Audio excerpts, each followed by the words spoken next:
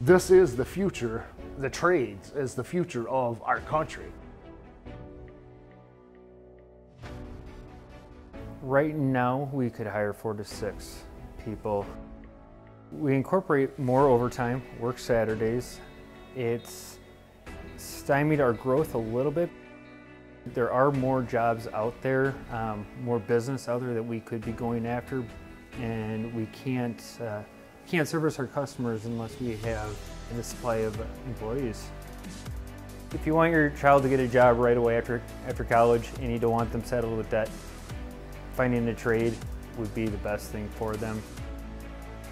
Everybody gets to the point that, oh, you got to go to a 4-year college, you got to get a bachelor's degree. That's kind of hearsay anymore, that, you know, you can make a very good living. You just got to put the effort in and get a great company like Dubuque Screw to back you.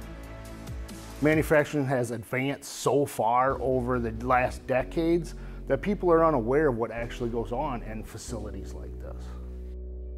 Originally, I was kind of thinking of doing 4-year for engineering,